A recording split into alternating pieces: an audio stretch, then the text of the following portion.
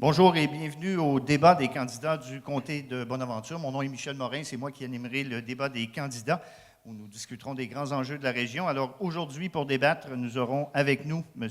Jean-Marc Landry de la coalition Avenir Québec, Sylvain Roy du Parti québécois, Damien Arsenault du Parti libéral, Louis-Patrick Saint-Pierre d'Option nationale et en terminant, Patricia Chartier de Québec solidaire. Pour vous expliquer le déroulement, chacun des candidats aura 1 minute pour présenter sa plateforme électorale et un tirage au sort a déterminé l'ordre quelques minutes avant le début de ce débat. 3 thèmes vont être abordés: développement économique, santé, éducation, environnement et développement durable. Le candidat qui commence à intervenir pour le premier thème sera celui qui, au début, a présenté sa plateforme électorale en deuxième. Chaque candidat aura 1 minute par thème, suivi d'un droit de réplique d'un total de 3 minutes. Alors, c'est ce qui explique ce débat. On demande donc aux candidats d'être brefs, discipliné et vif. Et on va procéder de cette façon pour les 3 thèmes. Par la suite, il y aura une période de questions pour les journalistes et chacun des candidats aura une conclusion de 2 minutes. Et c'est ce qui clora le débat aux environs de 13h15. Alors, on débute tout de suite avec le premier enjeu qui concerne le développement économique. Bonjour. Oui, pas le développement économique, mais plutôt votre plateforme électorale. Et je cède la parole à M. Landry qui a 1 minute. Bonjour à tous. Good days. Welliek Sipug. Moi, Jean-Marc Landry, candidat de la coalition Avenir Québec dans Bonaventure, je m'engage à respecter nos promesses électorales. Non à un référendum, oui à une charte de la laïcité, oui aux baisses de taxes. Dire la vérité aux citoyens, demeurer intègre et ne pas céder aux groupes de pression. Toujours agir pour le bien commun des Gaspésiens, des Québécois et des générations à venir. Me, Jean-Marc Landry, candidate for the coalition Avenir Québec in the Bonaventure riding, I commit to keeping our word, no to a referendum, yes to a charter on secularism, yes to tax decreases, tell the truth to citoyens, remain trustworthy and not yield to pressure groups, always behave for the benefit of the people of Quebec and for future generations. Merci, M. Landry. Alors, on cède maintenant la parole à M. Roy. Merci, M. Morin. Bonjour à tous. J'aimerais faire une petite rétrospective des actions de notre gouvernement avant de présenter les différents enjeux et engagements électoraux. J'aimerais rappeler aux gens qu'on a ramené l'intégrité, qu'on a contrôlé les dépenses, qu'on a aussi ramené la paix sociale, contexte très difficile que les Québécois et Québécoises ont vécu dernièrement puis qu'on a tendance à oublier. On s'est réapproprié nos richesses naturelles via une forme de nationalisme économique. On a soutenu le développement des régions du Québec et plus spécifiquement le développement de la Gaspésie via la stratégie d'intervention gouvernementale pour le développement de la Gaspésie, de la région de la Gaspésie et des îles de la Madeleine. Nous avons réalisé environ 50% des engagements qui est dans cette stratégie-là et nous engageons à réaliser le restant des engagements pendant les prochaines années. Merci. Monsieur Arsenault.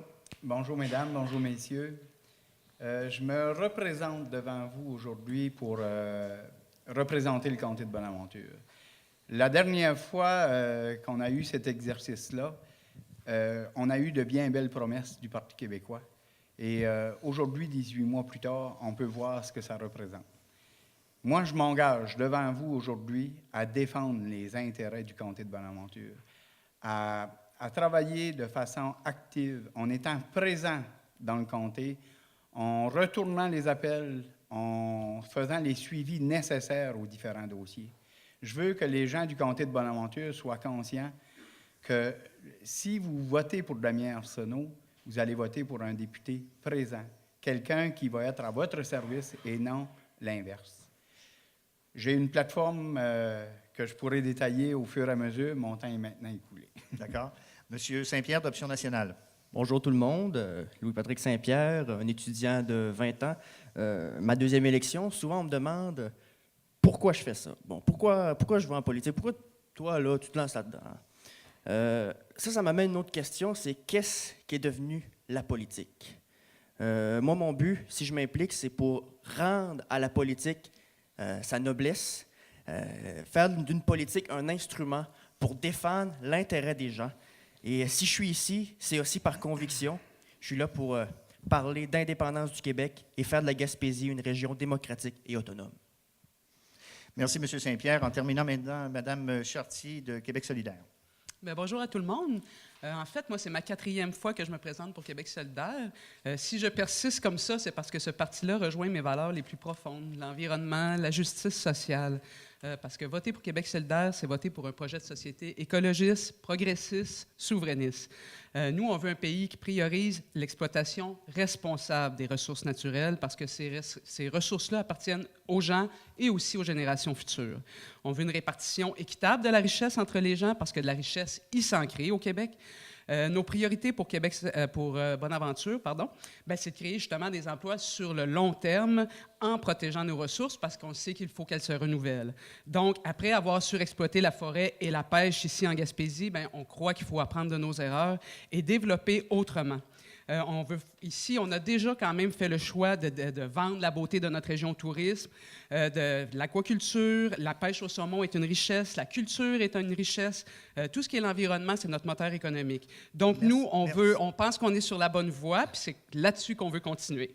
D'accord. Merci, Mme Chartier. Ça me fait plaisir. Alors, on va passer maintenant carrément au débat. Alors, il y a 3 thèmes que je vous rappelle qui seront développés au cours de la prochaine heure. Développement économique, santé, éducation, environnement et développement durable.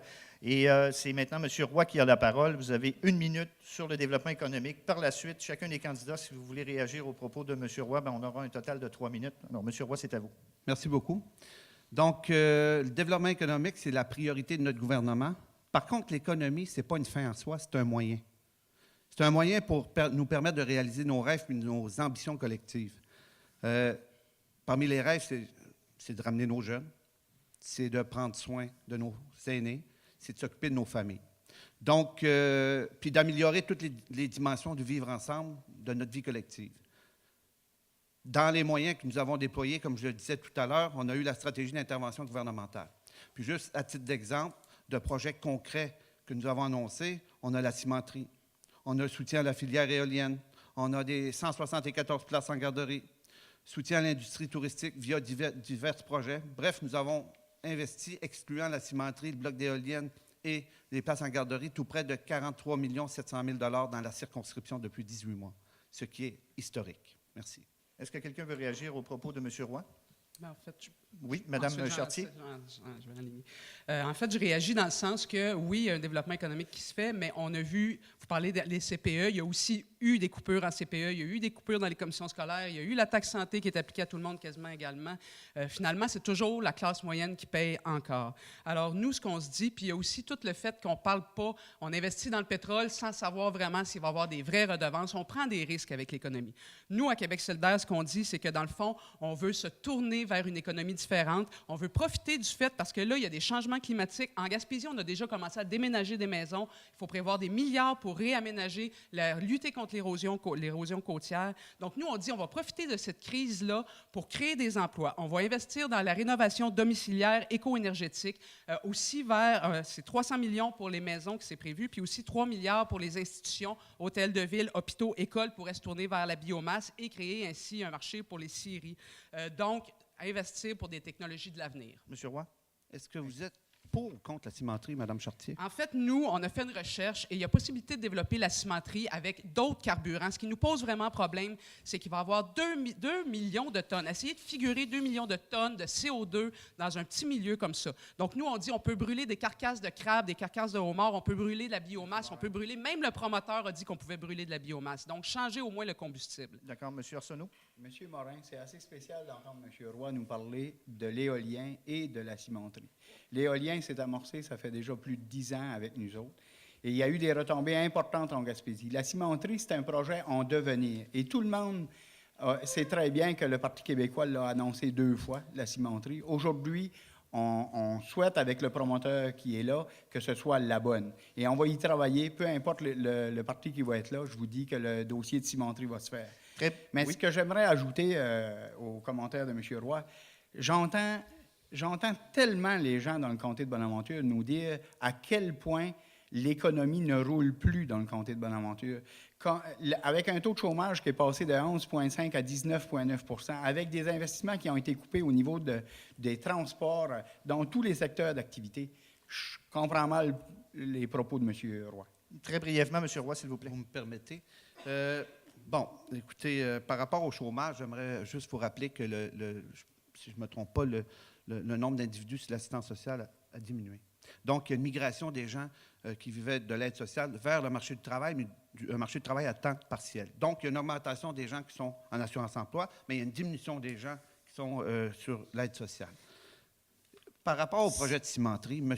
Baudouin de Bombardier n'est pas venu faire une annonce électorale. Il est venu faire une annonce parce que c'était un bon projet, il est ficelé, il est bien construit et il n'avait pas d'intérêt à nous, je dirais, à nous accorder un privilège quelconque. Merci. Monsieur Merci. Baudouin. Merci.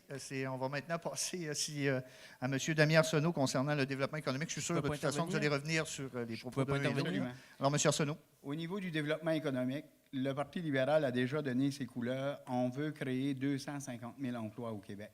On a la relance du plan Nord. On a, au niveau d'une stratégie maritime qui va avoir de grandes retombées aussi pour notre région. On a aussi un renforcement du soutien aux PME. On a la cimenterie. Tous ces éléments-là vont venir contribuer à améliorer la qualité de vie des gens en Gaspésie. Et à ce niveau-là, on va faire beaucoup mieux que ce qu'on a vu dans les derniers mois avec le Parti québécois. J'aimerais rappeler à M. Roy que la cimenterie, là, Mme Marois a réussi à faire un enjeu politique avec ça, puis on s'est mis là, presque tout le Québec à dos à cause de la façon qu'elle a amené ce dossier-là. Et c'est vrai que M. Baudouin, il veut investir dans ce projet-là. C'est un bon projet. Il faut qu'on aille au bout de ça. Et à cause de la façon de faire du Parti québécois, ça vient encore une fois là, nuire au développement de notre région. Merci, M. Arsenault. M. Saint-Pierre d'Option nationale, vous voulez réagir? Vous avez apporté un bon point tout à l'heure, M. Arsenault, dans le sens qu'il faut travailler avec les promoteurs. À mon avis, il faut travailler avec les promoteurs pour faire une cimenterie, disons, qui se démarque des autres. On dit souvent que les Gaspésiens sont en surplus, qu'on fait des affaires qu'il y a déjà partout. C'est pour ça que moi, je crois que vraiment, ce qu'il faut, c'est aller à la rencontre des promoteurs et vraiment travailler à faire une cimenterie qui va se démarquer dans sa manière de produire, dans ses émissions de déchets. À la limite, faire une cimenterie unique au monde qui pourrait peut-être, qui sait, devenir un attrait touristique en même temps de par sa manière distincte d'aller. Donc, c'est dans ce sens-là qu'il faut travailler avec les promoteurs. D'accord. Est-ce que je peux réagir? Oui, allez-y. Vous avez raison, monsieur Louis-Patrick, si tu me permets, parce que déjà, nous, on a travaillé avec les promoteurs de la cimenterie pour essayer d'intégrer l'utilisation de la biomasse forestière. Les technologies évoluent rapidement à ce niveau-là et je suis convaincu que dans un avenir très rapproché, on pourra utiliser un assez gros pourcentage de la biomasse forestière. Les promoteurs m'ont confirmé que les équipements qui vont chauffer le ciment sont prévus pour être en mesure de recevoir cette biomasse forestière-là. Monsieur Saint-Pierre? C'est pour ça qu'il ne faut pas forcément laisser la cimenterie se construire tout seul. Il faut prendre, disons, ça en amont et respecter, disons, faire les procédures avant, prendre le temps, disons, de bien le faire pour s'assurer vraiment que, bon, un coup construit, qu'on ne se rende pas compte qu'on aurait fait une gaffe.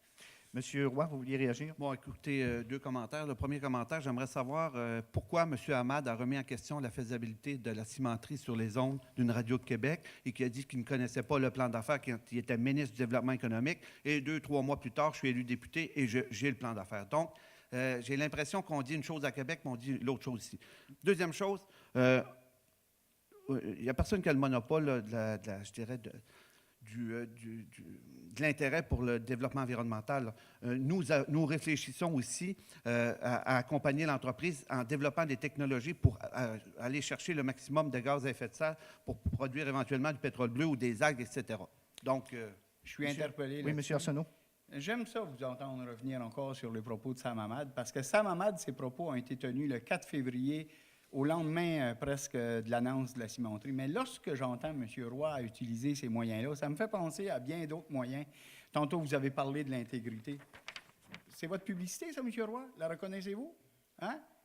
Là, vous avez commencé par enlever l'image de Mme la juge Charbonneau parce qu'elle vous a avisé qu'elle ne souhaitait pas avoir cette photo-là. Puis vous avez mis la mienne, OK, qui ont voté contre la commission d'enquête. Vous n'avez même pas l'air à savoir de quoi je parle, là. Bien, écoutez bien, c'est important de le mentionner. Ma photo est là-dessus. La commission d'enquête a été mise en place au mois de septembre. Les commissaires ont été connus au mois de novembre. Et là, Merci. On arrive, moi, je suis là depuis le mois de décembre 2011 et on met mon nom là-dedans. Merci, Hein? M. Arsenault. On s'entend que dans les campagnes de salissage, vous vous équivalez pas mal Non, tous mais les deux. Merci, M. Arsenault. Alors, Non, c'est mais je maintenant pense au qu'on tour va- de Louis-Patrick Saint-Pierre, qui est toujours sur le thème du développement économique. Vous avez 1 minute. Oui, développement économique. Bon, on a des belles annonces qui sont faites, beaucoup d'argent qui vient, c'est super. Ça va être pour combien de temps ces éléments-là? Est-ce que ça va... Les bénéfices à court terme sont indéniables. C'est bien, c'est un beau travail. Maintenant, il faut s'assurer, à long terme, qu'est-ce qu'il faut faire? Nous, Option nationale, ce qu'on veut, c'est, disons, enclencher un processus de rapatrier les lois, les impôts, les traités. S'assurer qu'au Québec, on ait les moyens de se développer. Avec, disons, cette démarche, en allant chercher des pouvoirs du fédéral, ce qui est actuellement au provincial, on va le décentraliser vers les régions. Donc, donner aux régions une capacité de financement, une capacité de réglementation et aussi un pouvoir politique pour vraiment qu'on puisse définir nos règles ici. Parce que c'est ici qu'on est au courant de, disons, les solutions à apporter, notamment en ce qui a trait, bon, au pétrole, au développement économique, gérer nos forêts. Merci. Merci, M. Saint-Pierre. Est-ce que quelqu'un veut réagir, Oui. M. Arsenault? C'est bien beau tout ça, là. Mais pendant qu'on réfléchit à toute cette volonté-là, M. Saint-Pierre, là, pendant tout ce temps-là, là, l'économie du Québec va mal. Depuis 18 mois, on est paralysé. Il faut remettre les Québécois au travail. Au-delà des statistiques puis de tout ce qu'on amène comme chiffre là-dessus, là, c'est des gens qui sont chez eux aujourd'hui, qui sont sur l'assurance emploi puis qui se demandent comment ils vont passer à travers les prochains mois. L'assurance C'est là emploi, qu'est le c'est fédéral. problème. D'accord. Monsieur, non, excusez-moi, c'est Mme Chartier. Bien, en fait, ils se demandent comment ils vont passer au travers, mais aussi, ce que vous ne dites pas, c'est que ces gens-là, quand ils ont besoin de services publics, il faut qu'ils payent de plus en plus. Pour envoyer les enfants à l'école, il faut qu'ils payent de plus en plus. Toutes les politiques qui ont été prises au cours des dernières années, c'est toujours la classe moyenne qui finit par payer, alors qu'ils s'en créent de la richesse. Il y a de la croissance économique au Québec. Les banques font des profits mirobolants, les entreprises les plus grandes aussi. On laisse passer ça, on diminue toujours l'impôt sur le capital, l'impôt sur le profit des entreprises. Nous, on a une vision différente là-dessus. Je crois que je vais y revenir dans les prochaines secondes. D'accord. M. Saint-Pierre, vous voulez réagir? Oui, je vais reprendre des mots que M. Roy a dit qui étaient très bien, c'est-à-dire que l'économie, ce n'est pas une fin, c'est un moyen.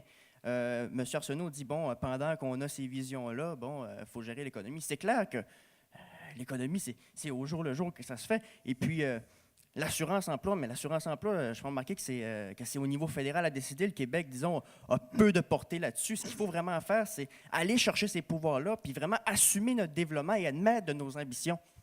Merci, M. Saint-Pierre. M. Landry. Au cours des... Il y a deux partis ici, le Parti libéral du Québec et le Parti québécois, qui, depuis 40 ans, ont eu leur chance de faire du développement économique. Pendant ce temps-là, la Gaspésie, le comté de Bonaventure a perdu 7 000 habitants. Tout n'est pas mauvais dans ce qui a été proposé, évidemment. Le gouvernement est là pour défendre les intérêts des Québécois, de tous les citoyens d'un comté. Mais la Coalition Avenir Québec propose de revoir les façons de faire, de revoir au niveau du développement régional, d'en donner moins aux grandes entreprises au niveau des crédits d'impôt, qui sont, année après année, qu'on retourne et on donne des crédits d'impôt à des grandes entreprises quand on en accorde très peu au niveau de la PME. D'accord. Alors, il y a Oui. deux intervenants qui veulent Vous conclure. parlez, et je vous M. demande d'être bref. Landry, des 5 000 personnes qui ont quitté la Gaspésie. Oui. Vous voulez pas mal vous assurer que la balance s'en aille aussi. Vous voulez fermer la Gaspésie, la CAQ. Vous voulez pas de cimenterie, vous voulez plus d'éolien. Je vais vous dire, moi, lorsque vous parlez d'abolir les commissions scolaires, lorsque vous parlez de couper à peu près dans tous les ministères, à tous les niveaux, vous faites mal à la Gaspésie aussi. Et ça, vous n'êtes pas réaliste là-dedans. Je vais vous dire, moi, lorsque vous... Oui, Oui. M. Roy a demandé de parole et on termine Oui, la pression. écoutez, du vote de Mme j'aimerais rappeler aux gens que l'économie, là, ce sont des processus qui ont des répercussions à moyen ou long terme. Des actions qui ont été prises il y a quelques années, on en voit les répercussions aujourd'hui. Et je peux vous garantir qu'à partir du printemps 2014, là, il va y avoir énormément d'emplois. Même, on prévoit une pénurie de travailleurs. Donc, il ne faut pas charrier. Là. On n'est pas en catastrophe totale. Là. Merci, M. Roy. Alors, on est maintenant autour de Mme Patricia Chartier de Québec solidaire, toujours sur le thème de développement économique. 1 minute. En fait, tous les partis les autres partis propose des compressions budgétaires, l'austérité, vous en avez entendu parler. Qu'est-ce que ça veut dire? Ça, c'est pas bon pour les gens. Nous, ce qu'on dit à Québec solidaire, c'est qu'on va aller chercher d'autres revenus pour l'État. On est convaincus, c'est pas vrai qu'on est si pauvre que ça. Il y a la lutte à l'évasion fiscale. Si vous avez écouté, tout le monde en parle l'autre fois, M. Deneau en parlait. Il y a beaucoup d'évasion fiscale qui se fait, on peut en chercher là. La taxe sur le capital des banques, aussi l'eau. Les grandes compagnies comme les aciéries utilisent l'eau en quantité industrielle et ne donnent pas un sou là-dessus. Donc, nous, on propose de mettre de la redevance sur l'eau. Les minières, enfin, le PQ avait promis de doubler, si ce n'est pas tripler la redevance des minières. Ça n'a pas changé. Nous, on a vraiment un plan pour aller chercher des redevances sur les minerais. Donc, on a aussi de l'économie qu'on peut faire. Il y a Pharma Québec que nous, on propose. Il suffirait d'acheter nos médicaments groupés, de produire nos médicaments génériques, et à ce moment-là, on pourrait sauver 2,2 milliards. C'est une idée incroyable, mais elle n'est pas retenue. Donc, on a beaucoup de projets pour enrichir tout le monde. Merci, Mme Chartier. Alors, M. Arsenault, suivi de M. Roy. Oui. Au niveau du développement économique, au niveau de l'agriculture, on vient d'avoir une entente de signer là, 1,3 million pour la région. Mais en même temps que l'UPA recevait là, la confirmation de cet investissement-là, la CRE leur envoyait une lettre leur disant qu'ils n'étaient pas sûrs de pouvoir respecter leur engagement parce que notre gouvernement péquiste les a coupés. C'est la même chose au niveau forestier. Monsieur Roy, savez-vous qu'aujourd'hui, l'entreprise Rosario Poirier vient de se mettre sur la protection de ses créanciers? Vous leur avez parlé combien de fois aux gens du milieu forestier là, depuis Qu'est-ce que vous insinuez, M. Arsenault? Je veux savoir si vous avez été là en soutien à l'industrie forestière pour la région. Vous jouez depuis cette campagne électorale sur un jeu. Le député est absent, on ne le voit pas. On a amené 40 quelques millions de développement. On a la cimenterie, le projet le plus important de l'histoire de la Gaspésie. Je ne vais pas me défendre sur des spéculations de cette nature-là. J'ai 3 bureaux, j'ai du personnel. Je rencontre les gens régulièrement les vendredis et lundis. J'ai été voir écoutez, vous savez, je connais le dossier par cœur, j'ai fait mes interventions. Mais je ne peux pas être allé sur la scène publique et vous appeler à toutes les fois qu'il y a une problématique. Non, je ne souhaite pas que vous m'appelez. Je souhaite que vous travaillez avec eux autres. Je travaille avec tout le monde. J'ai été voir l'industrie forestière. J'ai été voir les entreprises. Ils sont inquiets. S'il vous plaît. Très inquiets. Je croirais vous les inquiétez, M. Arsenault, c'est incroyable. S'il vous plaît, M. Saint-Pierre. Bon, après ce climat d'attaque, je vais revenir avec des idées, parce que c'est ça un peu la politique, hein, c'est de proposer des idées. Tout à l'heure, Mme Chartier parlait de d'autres revenus. J'entre dans cette ligne-là. Les autres revenus, c'est le 50 milliards qu'on envoie au fédéral chaque année qu'il faut aller chercher. C'est ça, l'investir dans nos secteurs stratégiques. Au lieu de l'envoyer pour qu'ils soient investis dans le pétrole, l'industrie automobile en Ontario, il faut le mettre dans le bois ici et aussi à, disons, l'établissement d'alternatives en production énergétique, de se débarrasser de l'indépendance au pétrole. C'est ça, les autres revenus. C'est le 50 milliards qu'on envoie. On va le garder ici et on va l'investir selon nos intérêts. Monsieur Roy. Écoutez, moi, je suis pour l'utopie, puis le monde parfait, j'aimerais ça. Mais quand j'entends des choses du genre, à peu près tout gratuit, puis l'impôt, augmenter les impôts pour les entreprises, etc., je me demande comment on va faire. Pouvez-vous nous expliquer comment on va être capable... Puis une valeur, là, c'est quelque chose qui est capable d'atterrir sur Terre, OK? Faut être en mesure de concrétiser le projet de société que vous nous proposez. Puis moi, j'ai des inquiétudes parce qu'il y a des gens... Merci, M. Roy. Madame, oui, en terminant, Mme Chartier. Mais en fait, le PQ, il y a 40 ans, a fait exactement semblable à ce qu'on propose aujourd'hui. Ils ont nationalisé l'électricité. Pensez-vous que ça a été facile? Pensez-vous qu'à l'époque, M. Lévesque ne s'est pas buté à la résistance des entreprises? Voyons, on a investi dans les services publics, on a bâti des emplois de qualité dans le réseau de la santé. Vous l'avez déjà fait au PQ. C'est juste que vous avez oublié ces idées-là depuis le temps. Merci, Mme Chartier. Alors, finalement, la dernière minute pour thème développement économique, M. Landry. La Coalition Avenir Québec veut, dans son cadre financier, récupérer du 4 milliards qu'à chaque année qu'on donne en crédit d'impôt aux grandes entreprises qui font leurs bénéfices, leurs dividendes avec ça, d'en récupérer 2 milliards pour faire du développement régional dans toutes les régions du Québec. Moi, je veux être un défenseur et d'utiliser cet argent-là pour amener des PME, des nouvelles PME, de revitaliser toute la Gaspésie puis la comté de Bonaventure.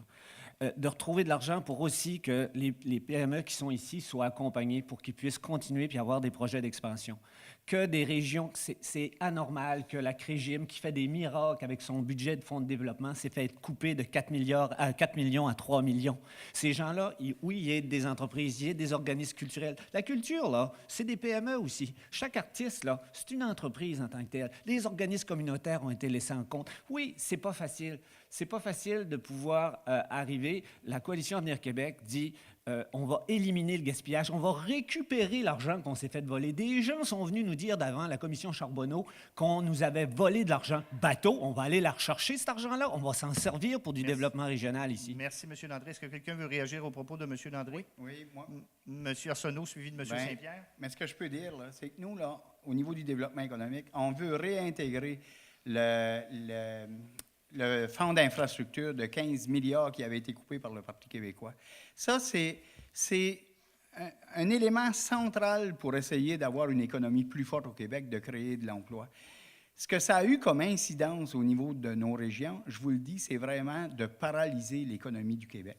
Et ça, lorsqu'on nous dit qu'on a eu des déficits de 60 milliards, c'est parce que les gouvernements antérieurs n'avaient pas pris en considération le renouvellement de ces infrastructures-là, et il a fallu investir dans ce domaine-là. Aujourd'hui, on sait qu'on est sur la bonne voie avec Merci, M. Arsenault. M. Saint-Pierre. Vous avez, M. Landry, parlé de la CRE. Le problème avec la CRE, en fait, le problème ne vient pas de la CRE, c'est comment elle est structurée.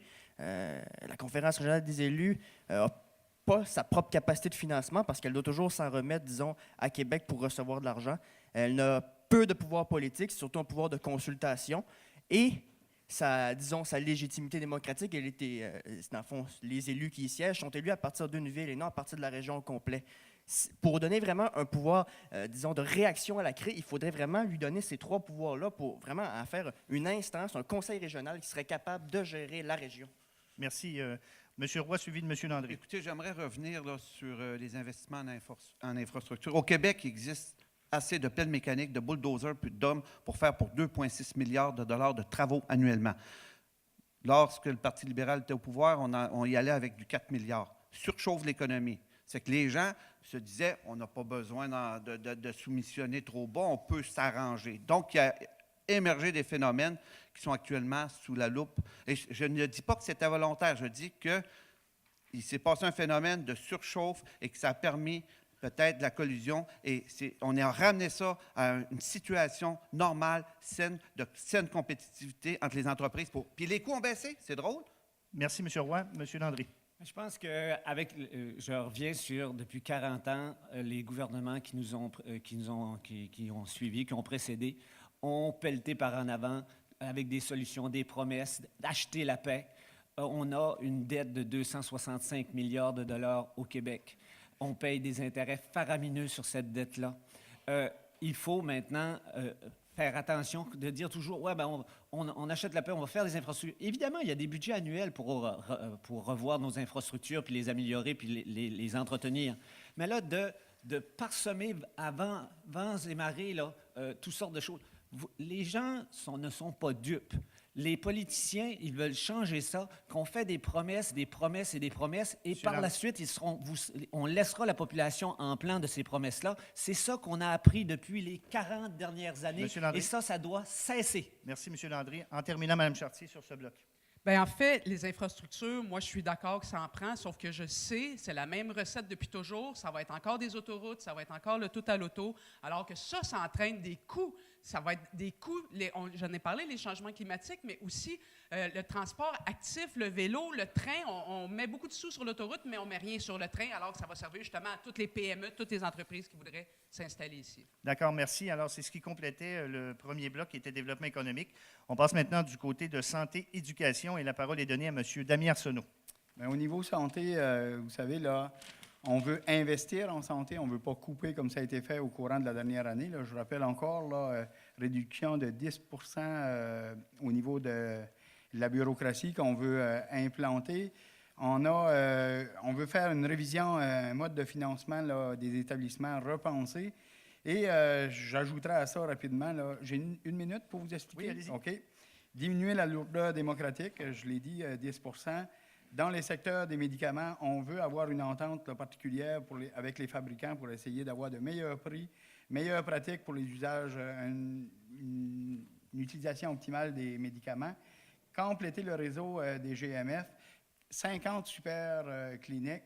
On veut avoir sous un même toit, des équipements, des équipes multidisciplinaires avec des spécialistes. On veut avoir aussi un meilleur accès aux services d'imagerie et 2000 nouvelles infirmières praticiennes spécialisées. On veut aussi mettre en application ce qui a été décidé il y a 18 mois passés, mais qui n'est toujours pas en application, la loi 41, concernant la possibilité des pharmaciens de prescrire des médicaments aussi. Merci, M. Arsenault. Est-ce que quelqu'un veut réagir? Oui, Mme Chartier. En fait, M. Arsenault, de ce que je comprends, vous pourriez nous aider à ce moment-là à faire passer le projet de Pharma-Québec si vous dites que vous voulez réduire, négocier avec les fabricants de médicaments. Est-ce qu'on pourrait être un allié à ce sujet-là au moins? Bien, je pense que oui. Je pense que vous dites Pharma-Québec, là, mais on pourrait inverser ça. Est-ce que vous pourriez être un allié si nous, on est capable de négocier avec les compagnies pharmaceutiques pour avoir des meilleurs prix? Bien, absolument. Je crois qu'on est absolument. capable de se rejoindre à ce niveau-là. Mais ça serait bien parce que, dans le fond, nous, ce qu'on dit, c'est que toujours donner tout au privé, ça nous coûte toujours plus cher. Puis vous, les libéraux, je trouve ça drôle d'entendre ce que vous dites parce que c'est toujours les PPP là, pour les hôpitaux là, en ville, là, ça nous a coûté terriblement cher. Donc, les GMF, c'est encore du privé. Donc, je me dis, comment allez-vous faire si pendant 9 ans, vous n'avez pas été capable aujourd'hui? Je me questionne. Merci, Mme Chartier. M. Roy voulait avoir la parole. Allez-y, M. Roy. Écoutez, en santé, on sait que c'est le plus gros poste budgétaire de l'État. Peut-être ramener certaines choses, là, puis moi, je le dis en boutade, mais il faut se rappeler que Bolduc a donné à Barrette une augmentation de salaire extraordinaire aux spécialistes avec le consentement de M. Couillard. Donc, on a l'équipe santé.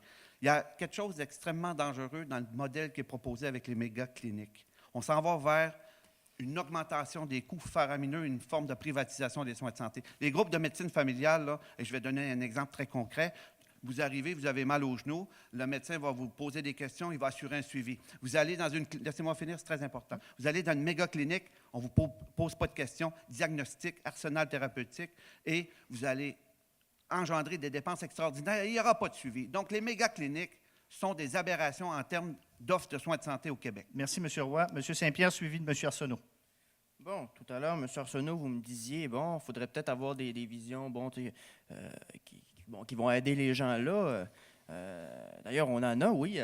En santé, il y a des belles orientations, disons, qui vont pouvoir rapporter, à terme.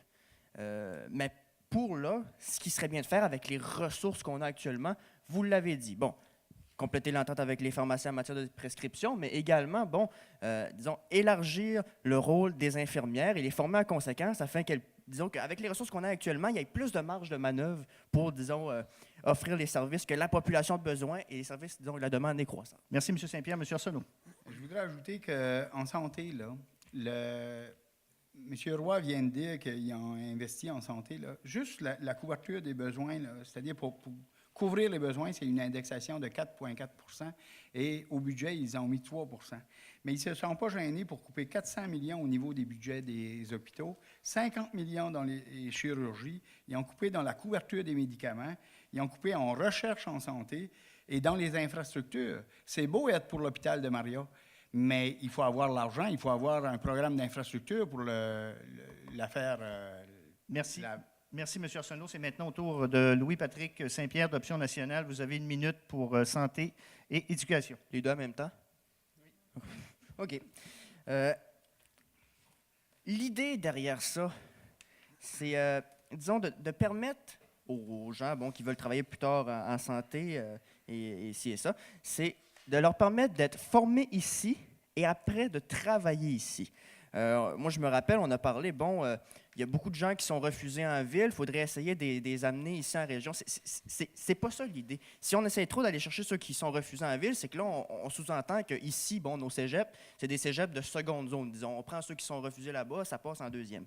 Ce qu'il faut faire, c'est offrir des programmes uniques. On prend par exemple l'éolien. Il y a une deuxième et troisième transformation à faire dans le sens qu'il y a des pièces de rechange à faire, il y a de l'entretien. Et l'éolien, c'est ici que ça se travaille. Donc, idéalement, il faudrait que, vu que l'éolien, c'est ici que ça se fait, ça serait ici qu'on ferait la formation et après que les gens, après ça, pourraient s'intégrer. Le surplus des éoliens, là, OK, bon, à la construction, mais il y en a pas de surplus après pour l'entretien. Il y a même un manque qu'il faut combler par la formation qui se ferait ici. Merci, M. Saint-Pierre. Quelqu'un veut réagir? M. Arsenault? Oui. Bien, nous, ce qu'on propose au niveau de l'éducation, là, c'est un renforcement de la formation professionnelle et technique. Je crois qu'on est bien placé en région ici pour développer à ce niveau-là. Je veux rappeler que d'ici 2020, il y a 1,4 million de postes à combler et il va en avoir le tiers que c'est avec les formations professionnelles et techniques. Il y a un groupe, un groupe qui s'est penché là, au gouvernement libéral lorsqu'on était là sur quelque chose qu'on veut s'inspirer du modèle allemand. En Allemagne, là, il y a 60 des moins de 20 ans qui se dirigent dans un système qu'on appelle le dual. Et c'est 3 ans de formation. Il y a 2 tiers des heures qui sont passées en entreprise. C'est une approche qui propose un partenariat et un partage des coûts entre l'État et l'entreprise. Je crois qu'avec ce qu'on a développé au niveau de notre région et avec l'ensemble des possibilités d'offres techniques et professionnelles, on est capable de développer ça sur notre territoire puis d'avoir de gros avantages au niveau de notre région. Merci, M. Arsenault. On va passer à M. Landry. Pour intervenir sur son point, quand on mentionne, ce qui est important au niveau de l'éducation puis de la santé, tout particulièrement, les structures sont super élevées. Au niveau du domaine de la santé, au niveau du domaine de l'éducation, il y a plus de chefs qu'il y a d'Indiens. Il y a des décroissances au niveau des clientèles, au niveau de l'éducation, et on continue d'augmenter les ressources, mais pas des ressources sur le terrain, là, des ressources, des cadres, etc., du personnel cadre qui ne sont pas pertinents. On doit revoir les structures. Les structures sont énormes, sont hyper lourdes. Une chatte, il ne retrouverait pas ses chats. Je participe, moi, je suis dans le domaine de l'éducation, là, je le vois, là. Dans des réunions syndicales, on se fait dire des fois que dans les stratégies, on peut passer comme une couleuvre sur plusieurs dossiers. Les organismes, les intervenants, ils s'y retrouvent même plus aux autres mains. M. Landry, merci. M. Roy et par la suite, M. Arsenault. Bon, écoutez, c'est 2 grands pans de notre société, la santé et l'éducation. Donc, j'aurais le goût de revenir sur la santé, mais étant donné qu'on est sur l'éducation, on va poursuivre là-dessus. Bon, qu'est-ce qu'on veut collectivement là, comme système d'éducation? Bon, c'est des bonnes questions à se poser. Nous, en Gaspésie, qu'est-ce qu'on a besoin? C'est sûr que la formation professionnelle et technique, on l'a déjà. Il y a des programmes qui sont déjà, qui vont être implantés sous peu et qui sont sur le point de se concrétiser. Moi, il y a un élément que je trouve très important, c'est d'avoir accès, enfin et une fois pour toutes, à de la formation universitaire en téléenseignement de type certificat ou bon, on me coupe le sifflet, mais c'est correct. Donc, ça va, vous avez 20 secondes, M. Arsenault. Bien, je veux rappeler que nous, on a déjà pris position qu'on voulait abolir les directions régionales du ministère de l'Éducation. On croit être capable d'aller chercher 187 millions à ce niveau-là. Par contre, la CAQ veut abolir les commissions scolaires, puis le Parti québécois nous parle de les regrouper. On voudrait faire une commission scolaire qui irait, je crois, jusqu'à 3 pistoles. Je veux juste ajouter... Savez-vous, M. Landry, ce que ça représente? Là? Mettons, là, si on parle du conseil des commissaires là, pour la commission scolaire René Lévesque, là, ça représente quoi comme coupure, comme économie qu'on pourrait faire au niveau de la commission scolaire? M. Arsenault. Ça représente 248 000 Monsieur Arsenault. sur un budget de 75 millions. M. Arsenault, merci. On aura de toute façon M. Landry tout à l'heure. Maintenant, Patricia Chartier, Santé et Éducation. En fait, ça me fait un peu rire d'entendre mes collègues dire qu'ils vont investir dans la santé et dans l'éducation parce que dans les faits, ce qu'ils prévoient, c'est de l'austérité, des coupures, des réductions des budgets des ministères. Je ne sais pas comment ils vont faire, mais de notre côté, on a prévu des revenus pour réinvestir dans les services publics, que ce soit en santé ou en éducation. C'est des gens qui travaillent pour notre monde et c'est la base de tout, la santé et l'éducation. Donc, école gratuite du primaire à l'université, ces gens-là vont créer de la richesse quand ils vont avoir de l'éducation. Annuler les compressions dans les commissions scolaires, bien sûr, mais aussi aller chercher l'argent des écoles privées. En ce moment, on donne quasiment un demi-milliard aux écoles privées. Alors, nous, on prévoit d'intégrer ces écoles-là dans le réseau public et de revaloriser l'école publique qui en a grandement besoin.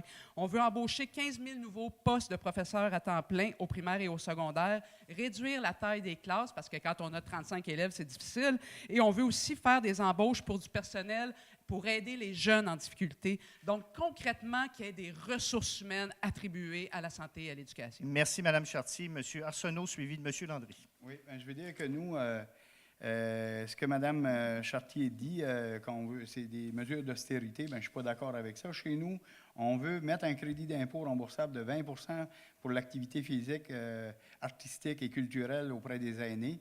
On veut aussi bonifier l'enveloppe du programme Municipalité Amis des aînés, passer de 3 millions à 6 millions. On veut soutenir des projets de petite envergure, là, mais d'infrastructure au niveau des milieux pour aider à ce niveau-là.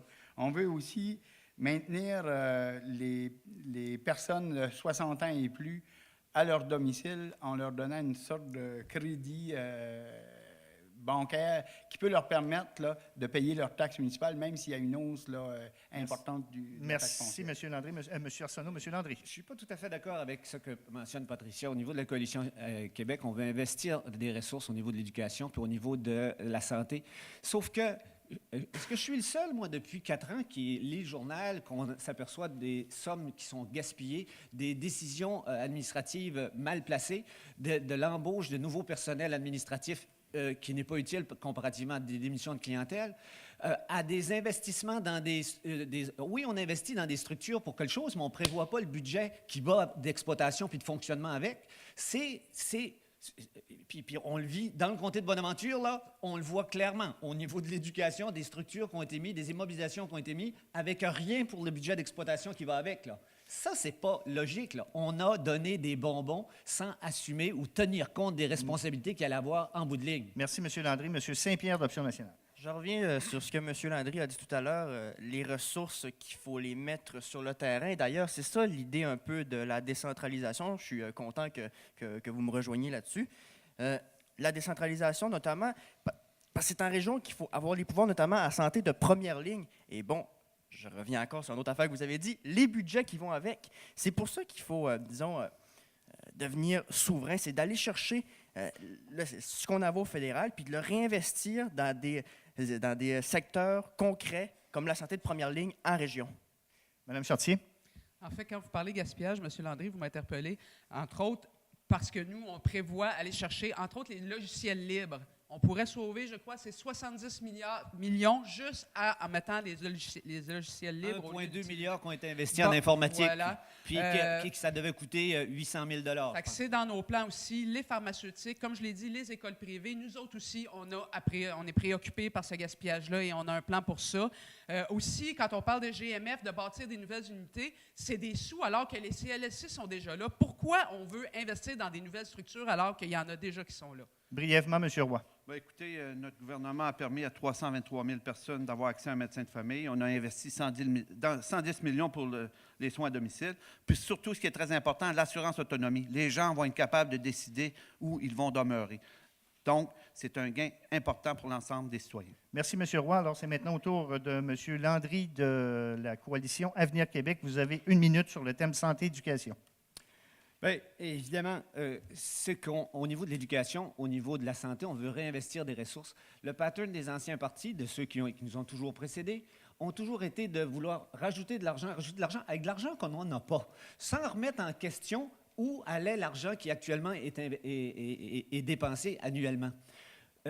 On peut s'en rappeler, au niveau des budgets, les gestionnaires arrivent et ils partent du budget de l'année qu'ils ont eu, puis ils disent, bon, ben, il faut augmenter de 15 % ou il faut gaspiller. On arrive au mois de mars, là. Il faut se dépêcher à gaspiller l'argent qui reste dans le fonds de budget, là, parce qu'il faut défendre que l'année prochaine, on va avoir 3 % de plus, là. Non, non. La Coalition Avenir Québec veut dire, avant de commencer à vouloir réemprunter puis faire déficit sur déficit, on va aller voir, puis gérer ça comme il faut, puis aller récupérer l'argent qui n'a pas de sa raison d'être sur ça, puis de s'apercevoir, parce qu'il y a des commandes, là, il y a des choses qui ont été laissées en plan. Au niveau des agences de santé, ici, le radeau a été laissé tomber en plan sur ça. Il y a des choix difficiles qui se font à ce moment-là parce qu'il faut voir la situation telle qu'elle est, puis éliminer le gaspillage. Merci, M. Landry. M. Arsenault, vous vouliez réagir? Oui, parce que ça me décourage un peu d'entendre M. Landry. Moi, je crois qu'on peut améliorer notre système, mais on ne doit pas changer des structures pour en remettre d'autres en place qui vont coûter aussi cher. Et on a besoin de bien gérer les infrastructures, les structures qu'on a en place et les budgets qui sont alloués à nos régions. Et ça, je ne pense pas que c'est en abolissant tout ce que vous voulez abolir que c'est faisable. Vous avez glissé sur la maison de radeau. J'aimerais ça glisser là-dessus aussi. Parce que savez-vous que la maison de radeau, là, le fait M. Roy dira ce qu'il veut par rapport à ça, là, mais je l'ai vu encore il n'y a pas longtemps dans des coupures de journaux. Je dois finir là-dessus. Il devait réouvrir la maison de radeau au mois d'avril-mai, qu'il nous avait dit. C'est la seule maison de soins palliatifs qu'on avait dans la région Gaspésie-les-Îles. Puis en plus, on était une des premières régions qui avait ça.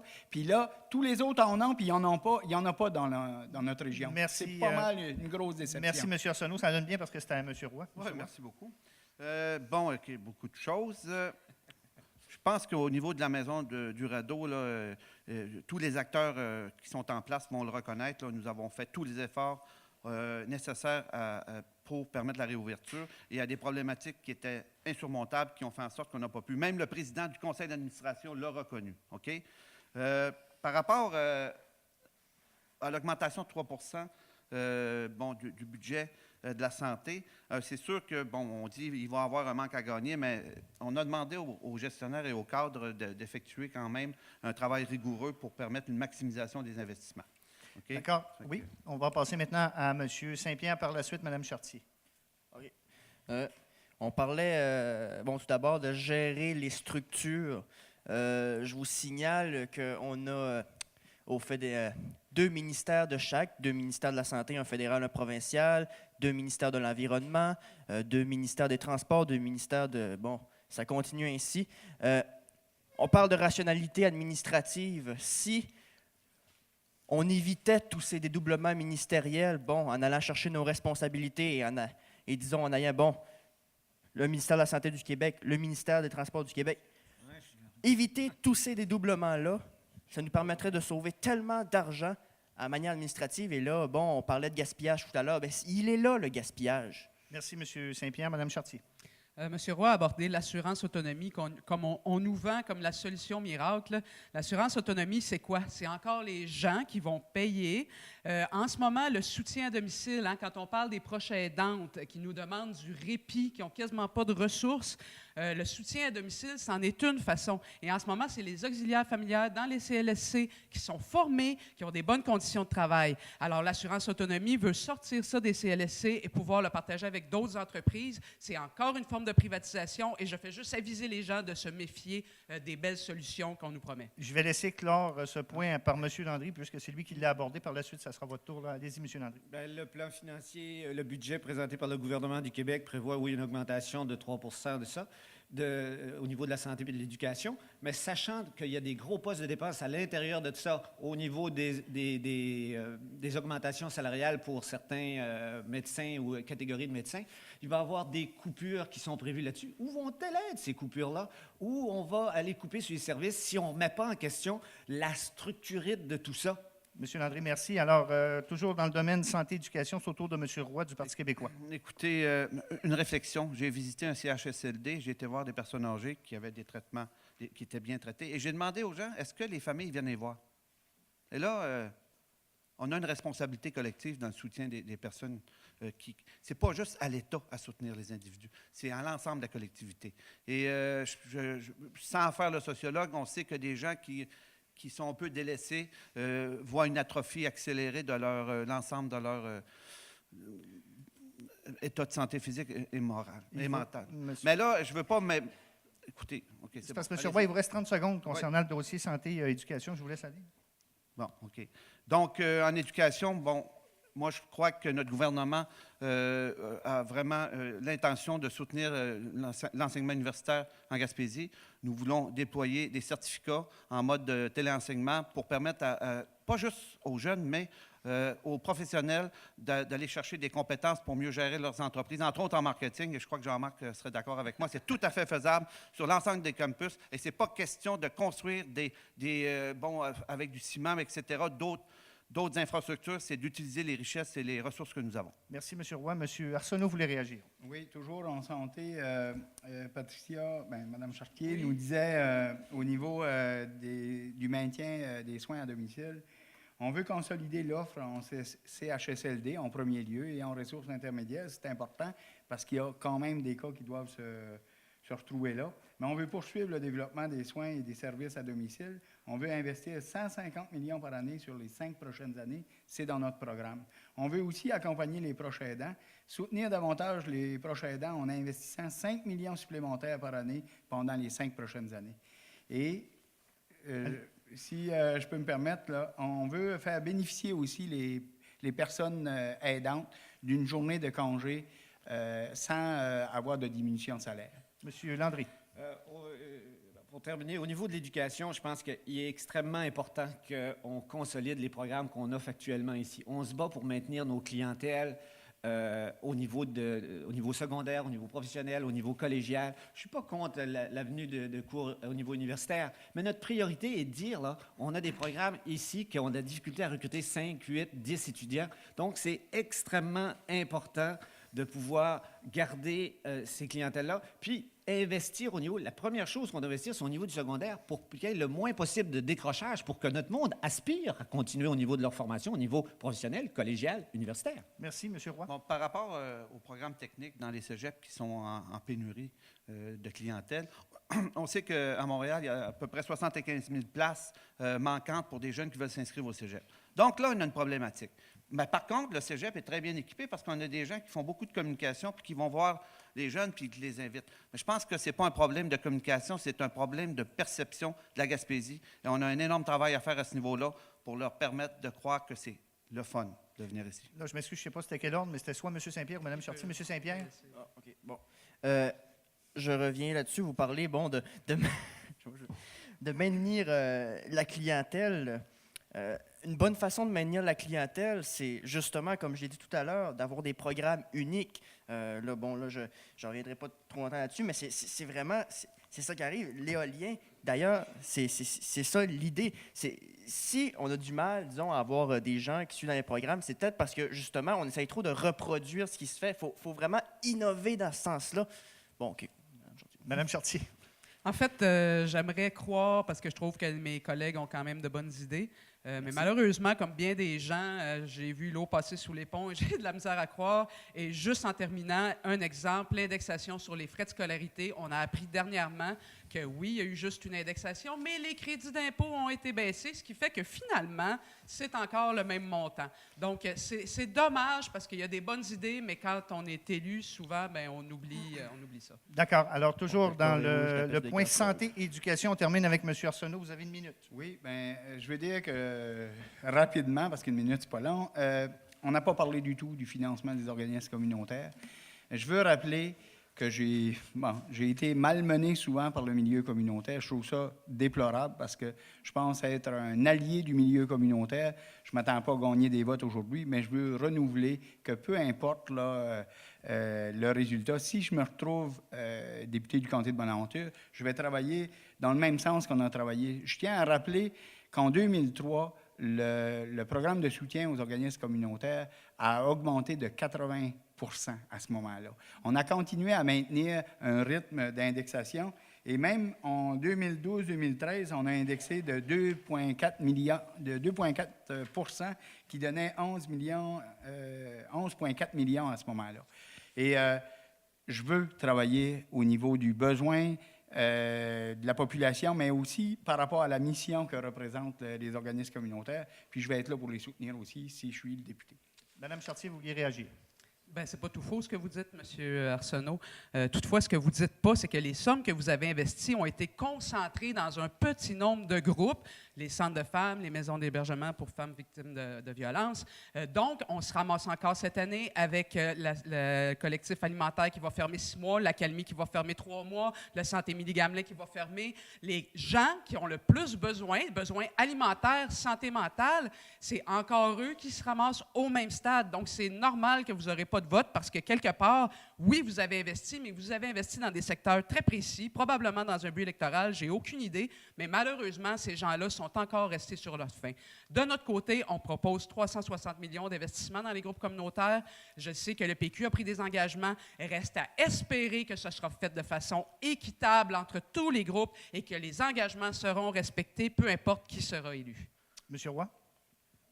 Elles le seront, Mme Chartier. Je le souhaite, mais j'ai comme des doutes, comme bien des gens dans la population, Ouais, mais malheureusement. le cynisme est prégnant, Oui, et puis il y a très des gens grand. qui ont intérêt Puis, à c'est faire pas de la Québec casse solidaire politique. qui est responsable Merci, de ça. M. Roy. M. Landry. Monsieur Roy, le gouvernement que vous avez représenté a présenté un budget pendant les 18 mois de ses opérations qui n'a jamais respecté ses cibles, qui promettait un déficit zéro, qui a affiché un déficit de 2,5 milliards. Vous étiez le premier à faire des promesses lors de la campagne électorale qui n'ont pas été tenues, qui pouvaient donner une marge de manœuvre à des organismes communautaires, à la population en général, que ce soit au niveau de la taxe santé, que ce soit au niveau des ressources forestières, avec des promesses que par la suite qui ont été coupées. Oui, il y a eu du rattrapage par la suite, mais c'est un petit peu comme si je disais, au lieu d'avoir 3 coups de pied dans le cul, tu vas en avoir juste 2, puis là que le monde va être content. Mais il y a eu des coupures là-dessus. Ça ne veut pas dire que tout a été arrêté, mais que ce soit au niveau tarification au niveau de l'électricité qui devait être gelée, au niveau des frais de garderie qui ne devaient pas être touchés. Hey, c'est de l'argent, là. À un moment donné, là, le monde, on ses limites. C'est pareil comme la neige, là. De ce temps-ci, là, le monde, ils sont tannés de la neige. C'est comme les taxes, là. Ils voudraient que ça fonde. Merci, M. Landry. M. Arsenault.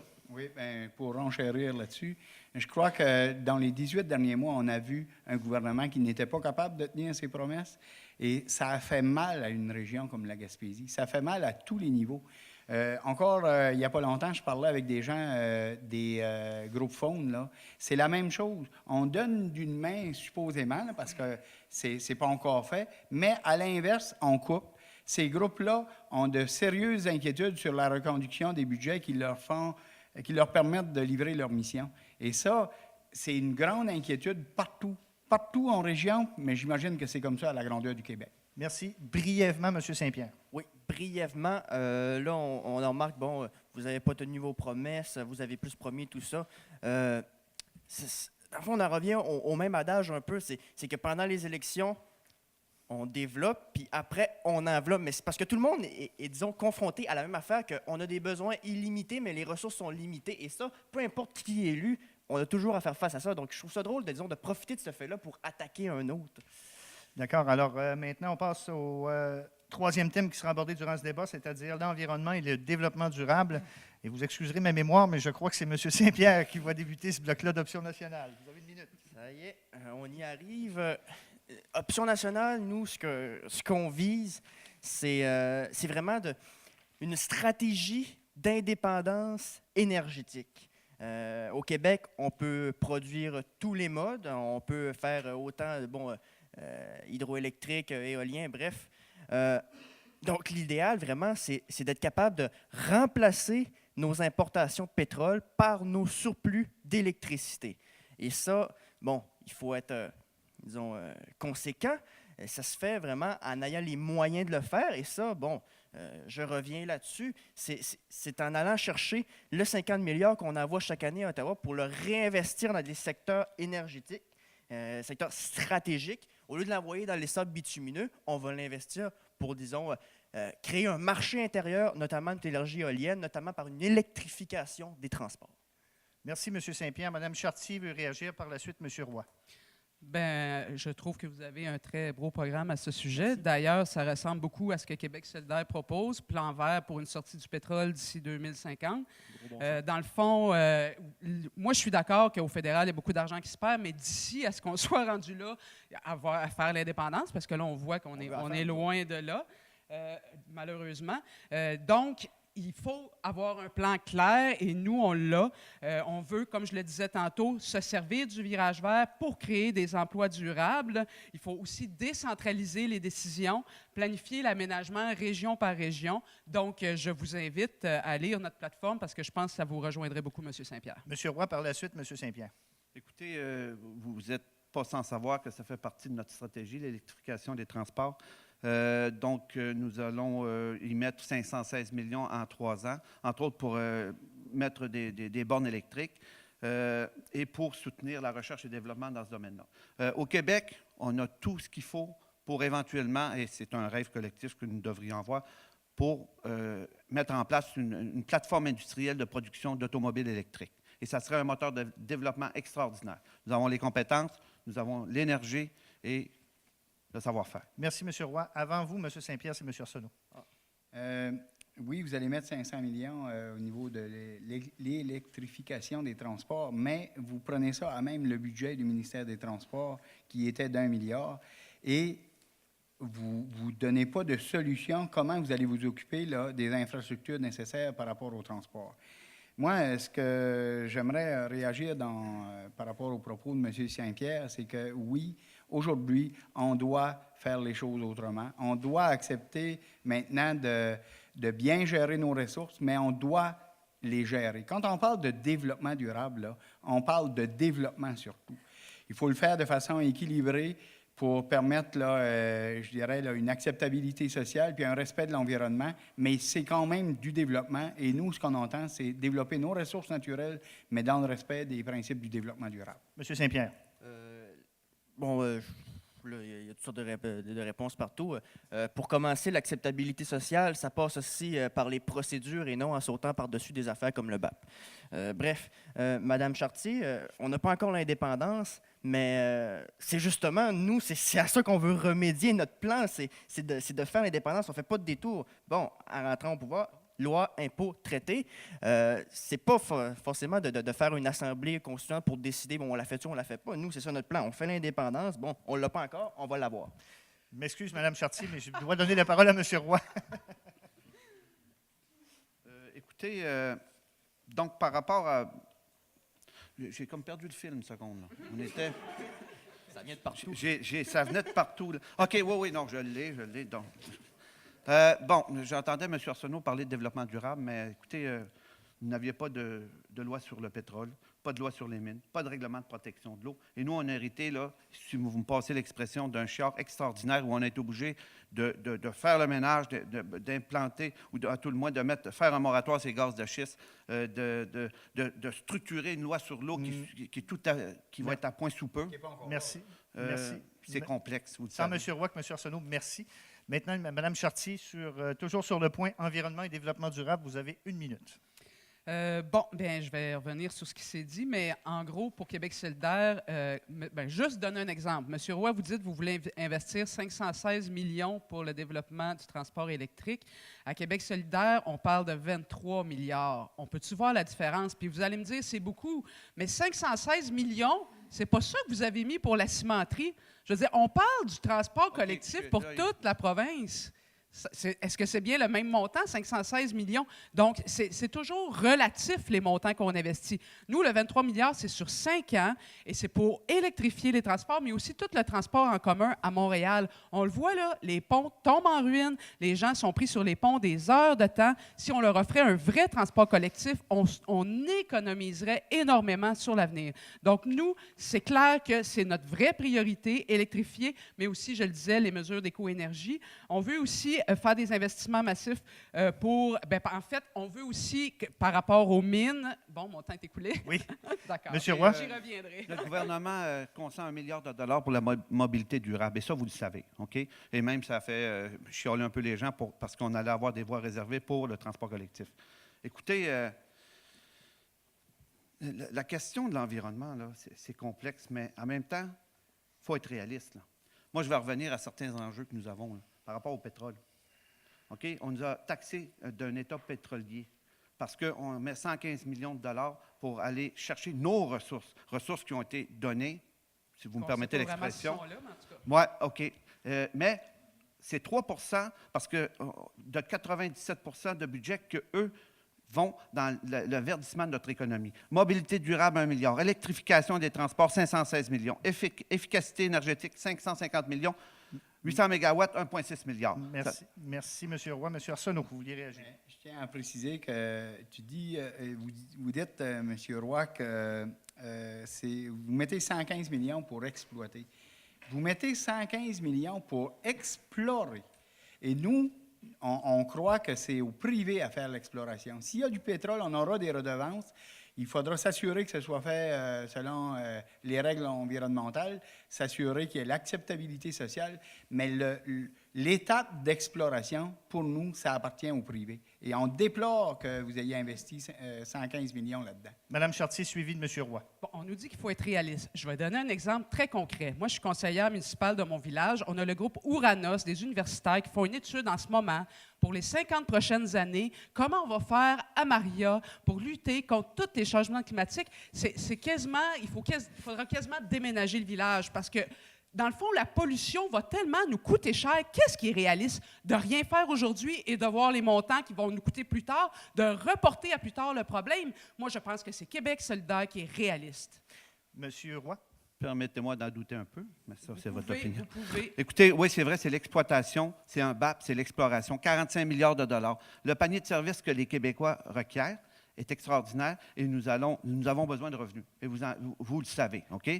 Ceci étant dit, d'aller chercher ce pétrole-là, c'est pour une phase, je dirais, de transfert vers les technologies de l'électrification des transports. On est pris avec du pétrole pour au moins 30 ans.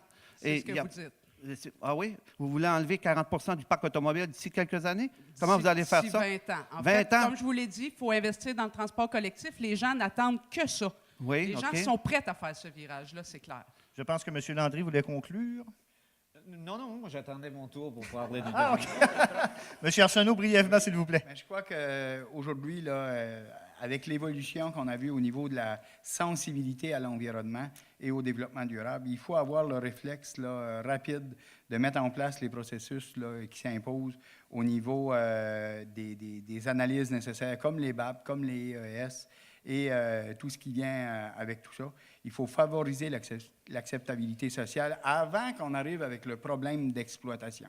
Merci, M. Arsenault. Alors, c'est maintenant au tour de M. Landry. Thème environnement et développement durable. Vous avez 1 minute.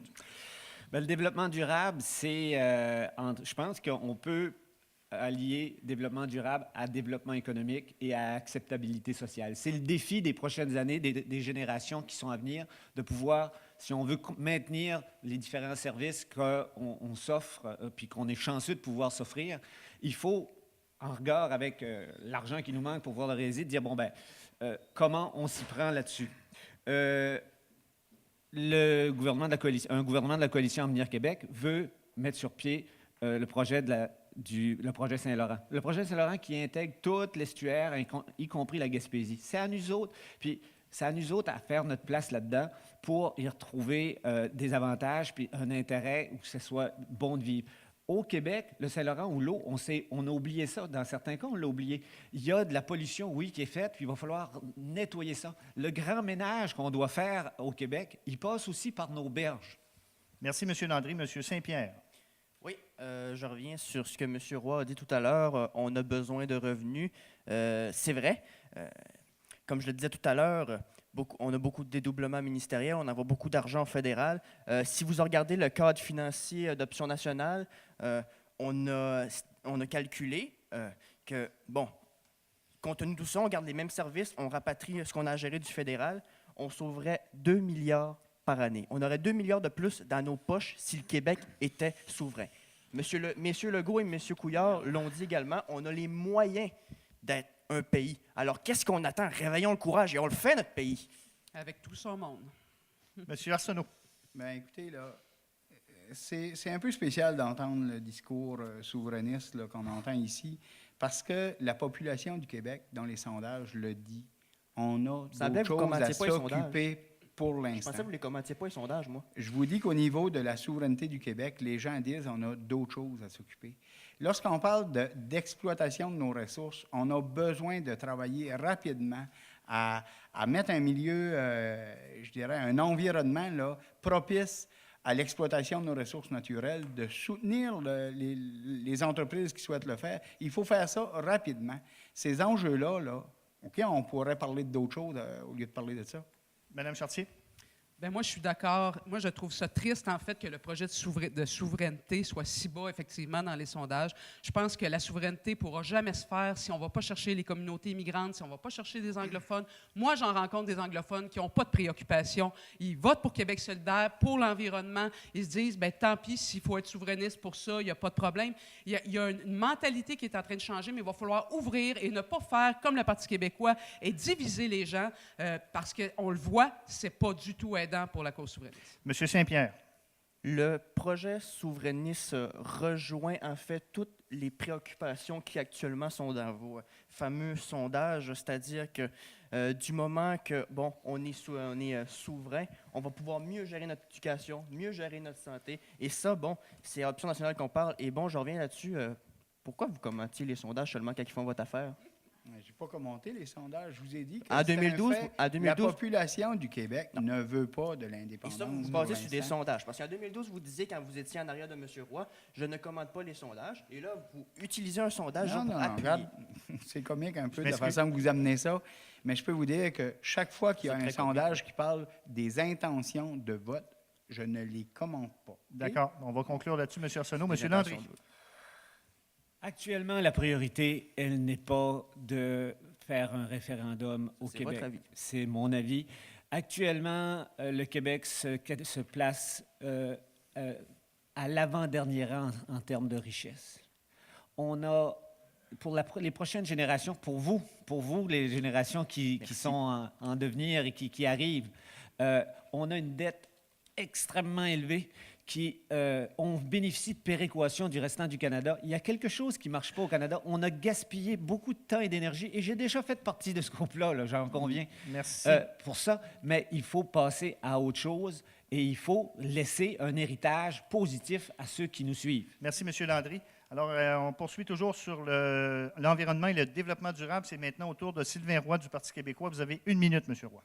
Merci beaucoup.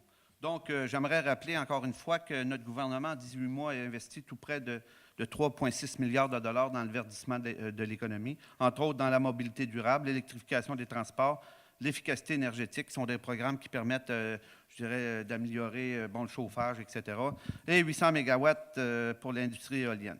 Donc, on a sorti le Québec du nucléaire. On a modernisé la loi sur les mines. On a signé la fin de l'amiante au Québec.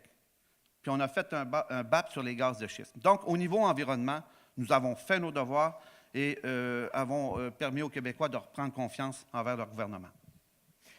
Monsieur Saint-Pierre, vous vouliez réagir? L'héritage positif qu'on a à laisser aux prochaines générations, c'est pas de se comparer au Canada, c'est de se comparer au monde. Et ça, pour ça, il faut que le Québec siège dans les organismes internationaux, apporte sa voix dans les enjeux mondiaux. Et vous parlez de péréquation. La péréquation, c'est rien comparé aux 50 milliards qu'on envoie et à tout l'argent qui est mis dans les dédoublements ministériels. Et également, pour donner un exemple administratif, si on faisait un seul rapport d'impôt, on pourrait sauver jusqu'à 500 millions cette année. Bon, on est d'accord là-dessus, tant mieux. Madame Chartier? Monsieur Roy puis le ministre de l'Environnement, même chose, se sont vantés d'avoir fait un BAP sur le gaz de schiste. En fait, c'est un BAP sur la fracturation, parce qu'on s'entend que c'était par fracturation. Ils en ont fait un aux îles de la Madeleine aussi, mais en Gaspésie, il n'y en a pas. On peut savoir pourquoi la Gaspésie, elle, n'a pas le droit au même traitement que les autres régions? Ça, là, moi, ça me dépasse et ça dépasse beaucoup de monde, pardon. Il y a aussi l'eau, dont on n'entend pas parler. La ville de Gaspé a voté un règlement. Nous, ce qu'on dit à Québec solidaire, c'est qu'il faudrait que les villes comme ça aient un droit de veto sur les mines pour pouvoir dire notre développement, c'est comme ça qu'on le veut. C'est les citoyens qui devraient avoir le droit de parole en premier. On sait qu'on veut créer des emplois, mais ils peuvent décider de comment le faire. Donc, c'est deux choses qui, moi, à mon sens, vont à l'encontre. Merci, Madame Chartier. Monsieur Roy? Bon, écoutez, par rapport au règlement sur l'eau, après ça, je viendrai sur le BAP des gaz de schiste, c'est un règlement qui ne touche pas strictement l'industrie du pétrole. Oui, je Ça sais. touche l'embouteillage, ça touche l'agriculture. Actuellement, là, on est à négocier avec le ministère de l'Agriculture, entre autres, sur l'exploitation intensive de certaines terres. Et là, il va falloir, ça ne fera peut-être pas plaisir à certaines personnes. Donc, la réglementation sur l'eau est très complexe et elle touche l'ensemble des ministères. Ce n'est pas juste un ministère, c'est tout le monde. Donc, il fallait arriver à une approche cohérente et, Pour je les dirais, autres un projets miniers, il n'y a consensus. pas de droit de veto pour les municipalités. Merci. Monsieur Arsenault, brièvement, s'il vous plaît. Bien, j'aimerais comprendre là, pourquoi M. Blanchette est arrivé avec un projet de loi, puis qui, en tout cas, rapidement, là, vous l'avez ramassé, ce projet de loi-là, là, parce que je crois qu'il ne tenait pas la route. Lorsque ça a été amené, c'était dans le contexte où la ville de Gaspé était en problème avec le projet de Pétrolia, et là, je pense, moi, qu'il y a une intervention du ministre régional qui a fait qu'on a serré tout de suite là, le projet de loi, puis on a dit on va repenser ça un peu. Je crois qu'il y avait de l'improvisation là-dedans. Il faut rapidement trouver une solution à ce problème-là. C'est ce qui fait le contexte de la ville de Gaspé, c'est ce qui fait aussi le contexte de la poursuite qu'on a chez Gaztem. Merci, M. Arsenault, et sauvez-vous pas trop loin, parce que de toute façon, c'est à votre tour. Donc, environnement et développement durable, c'est à vous 1 minute. Oui. Bien, je pense que, je l'ai dit un petit peu tantôt, il faut rapidement qu'on développe le réflexe là, au niveau du Québec, là, de mettre en place là, les éléments comme les BAP, les EES, tout ce qui peut convenir à la population pour essayer rapidement d'avoir une acceptabilité sociale des projets de développement. Je pense aussi qu'au niveau régional, je souhaite mettre en place rapidement une sorte de forum, un événement une fois par année ou peut-être aux 2 ans, ça dépendra, mais avec les intervenants de la région pour connaître les orientations au niveau du développement durable de notre région. Aujourd'hui, on ne fait plus les choses comme on les faisait il y a 50 ans passés. On a besoin de sécuriser les gens. On a besoin qu'aussitôt qu'on parle d'amener l'exploitation d'une ressource, bien, de regarder l'impact que ça a sur notre environnement. Et ça, j'entends y travailler très rapidement. C'est celui de 30 secondes? C'est cela. OK. Non, c'est pas celui de 30 secondes. En fait, c'est terminé, M. OK, Arsenault. mais C'était je au voyais tour. 30 Non, ça secondes. va. M. Roy. Écoutez, il existe un organisme pour ça, hein, ça s'appelle la CREGIM, Conférence régionale en environnement, qui va chercher l'information et qui essaie d'arriver à des propositions. Mais votre gouvernement, il a fait quoi, lui, pendant ses 9 ans au pouvoir pour l'environnement? Hein? Oui, vous voulez savoir? Oui, pouvez-vous répondre? Oui, notre gouvernement a fait beaucoup au niveau de l'environnement. Le ministère du Développement durable, lorsqu'on a mis en place là, tous les éléments suite à la loi sur le développement durable, on a amélioré de beaucoup le fonctionnement au niveau du Québec. Et là, c'est une orientation qu'on a depuis plusieurs années où on veut essayer rapidement contrer là, les lacunes qu'il y a sur l'exploitation de nos ressources. Et ça, déjà, on a fait beaucoup là-dessus. Et je trouve qu'en 18 mois, vous êtes arrivé avec un problème au niveau un règlement sur la qualité de l'eau potable, puis on est 18 mois plus tard, puis vous n'avez toujours pas réglé ce problème-là. Puis je veux terminer en parlant du CREGIM. J'ai déjà rencontré la directrice du CREGIM pour essayer de regarder avec elle qu'on ait une notion plus développement durable que seulement conseil régional en environnement. Merci. C'est très différent. Merci, M. Arsenault. Mme Chartier, suivie de M. Landry. Mais moi, j'hésite entre rire et pleurer, M. Arsenault. Vous nous parlez de BAP, et là, vous voulez que la cimenterie, il n'y a pas de problème, on y va comme ça. Il n'y a pas eu de BAP pour la cimenterie. Le pétrole, vous êtes pour exploiter le pétrole, mais il n'y a pas de BAP ici en Gaspésie. Donc, vous êtes pour ou vous êtes contre? Est-ce que vous vous engagez à ce qu'il y ait un BAP sur l'exploitation du pétrole en Gaspésie, par exemple? Ça serait un exemple concret. M. Arsenault, je vais vous demander d'être concis, s'il vous plaît. Je veux juste dire à Mme Chartier que au niveau des ressources qu'on a dans les différents ministères, entre autres au ministère de l'Environnement, comment ça se fait qu'on n'est pas capable de travailler avec la valeur de ces professionnels-là, de leurs compétences? Moi, lorsque j'étais député, j'ai travaillé avec les gens de la cimenterie pour m'assurer qu'il y ait une mise à jour du plan d'affaires qui puisse correspondre aux normes environnementales actuelles. Mais c'est vous qui avez dit que vous vouliez un BAP, M. Arsenault. J'ai juste répété ce que vous aviez dit. J'ai dit que dans les projets de développement qu'on va avoir en Gaspésie, on a besoin de mettre ces éléments-là rapidement en place chaque fois qu'on entend la possibilité d'un développement. Merci, M. Arsenault. M. Landry?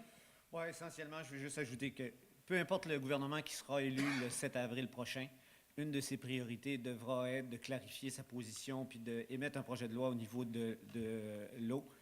C'est une ressource fondamentale pour notre survie en tant que telle. Donc, je pense qu'il est essentiel qu'on ne tergiverse pas là-dessus, qu'on soit, sans faire trop de jeu de mots, qu'on soit limpide à ce niveau-là. Monsieur Saint-Pierre, vous concluez ce bloc. Oui, je vais conclure.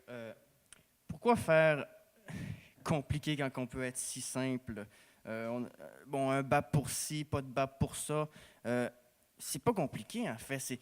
L'idée, c'est de prendre les choses en amont. On parle de rapidement, mais faut pas oublier que les projets ont des conséquences sur les années à venir.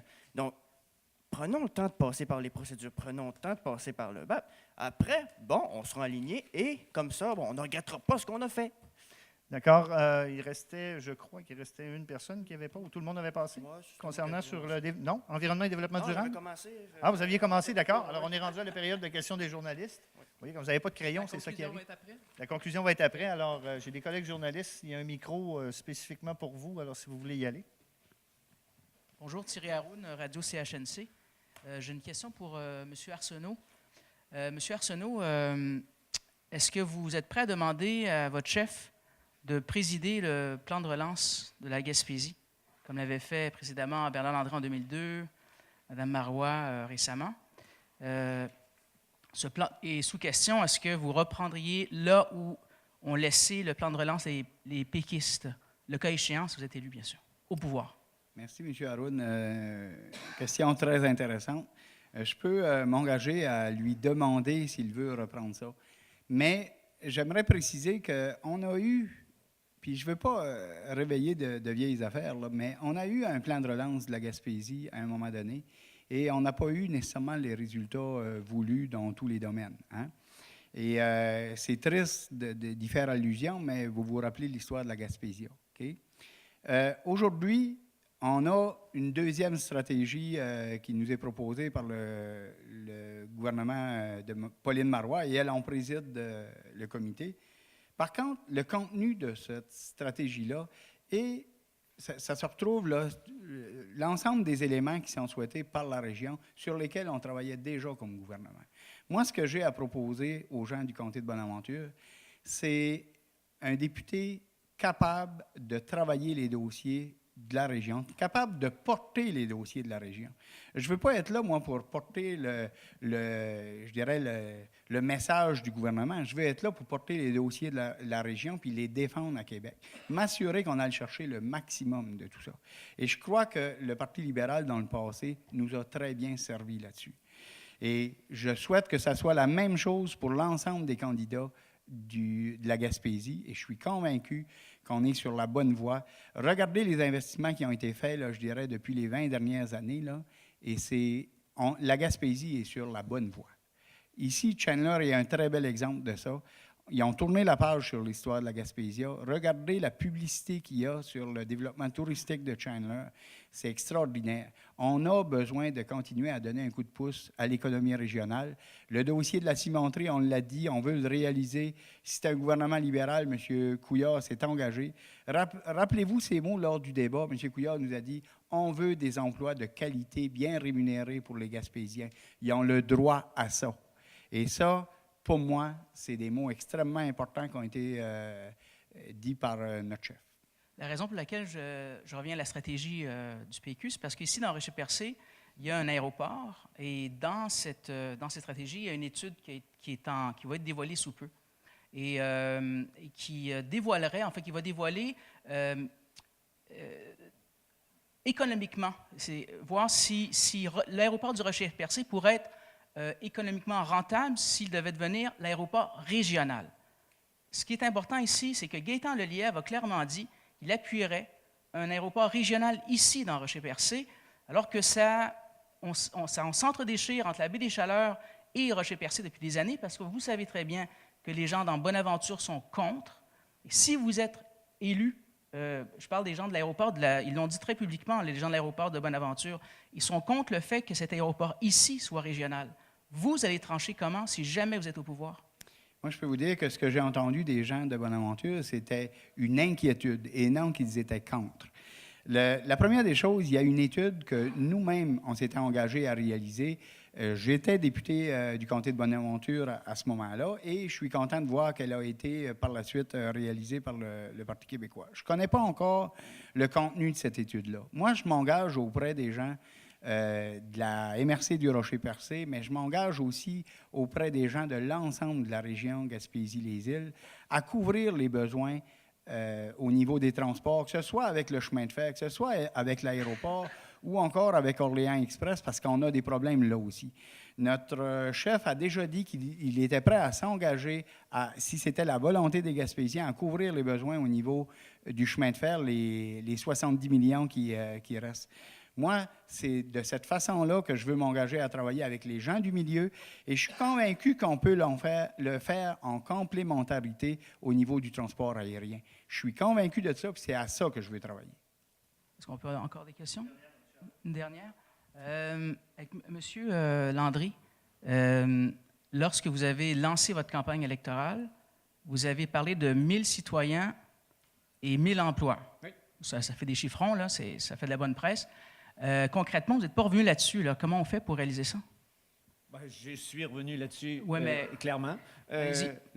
Mon programme à titre de député de la Coalition Avenir Québec, à partir du 8 avril, c'est de, à partir de la nouvelle politique au niveau des crédits qui vont être modifiés et qu'on va revoir pour le développement régional, d'aller identifier des entreprises en expansion à l'extérieur du territoire pour les attirer, aller les chercher à venir implanter leur projet d'expansion ici.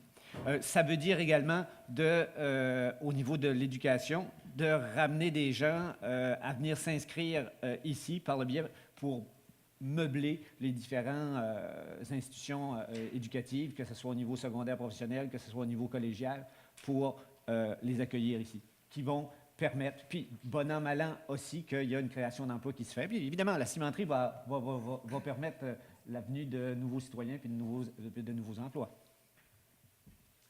Oui, bonjour, Martin Tulgois de Radio-Canada. On est aujourd'hui à Chandler. On vous a peu entendu aujourd'hui parler de Chandler, de son développement socio-économique. Qu'est-ce que vous prévoyez concrètement si vous devenez député pour Chandler, une ville qui en a quand même arraché au cours des dernières années, mais qui se relève tranquillement pas vite? Je présume que les gens ici aimeraient vous entendre davantage parler de Chandler dans un contexte où, on le rappelle, Chandler, politiquement, est très important pour vous, puisque c'est le bassin le plus important d'électeurs. À qui s'adresse Ouais. la question? Écoutez, à tous les candidats, à tour de rôle. Écoutez, nous, on a déjà démontré notre intérêt à soutenir Chandler là, via différents investissements. En termes de santé, on a mis tout près de 5 millions pour services externes en gériatrie ambulatoire, l'hémodialyse. On a soutenu au niveau touristique la création de la passerelle du circuit des bâtisseurs. Écoutez, la cimenterie, là, c'est un projet qui est en périphérie de Chandler et qui va permettre à de nombreux individus d'ici d'aller travailler là. Ça, c'est évident.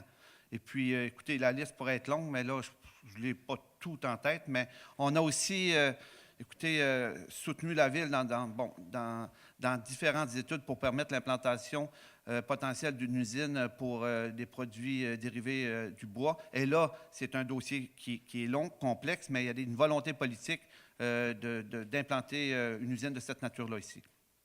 Monsieur Arsenault, vous vouliez répondre? Bien, j'ai déjà rencontré les dirigeants de la ville de Chandler. Ils m'ont donné la liste des dossiers qui sont chers à eux.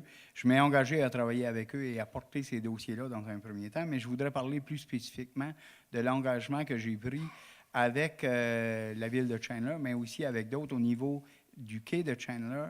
Je veux le positionner rapidement au niveau de la stratégie maritime. C'est une infrastructure qui est importante pour la localité. On peut les soutenir au niveau de l'acquisition, au niveau de la mise à niveau de l'infrastructure. C'est nouveau que le gouvernement du Québec s'implique à ce niveau-là. C'est la même chose au niveau des plages, c'est la même chose au niveau de la marina.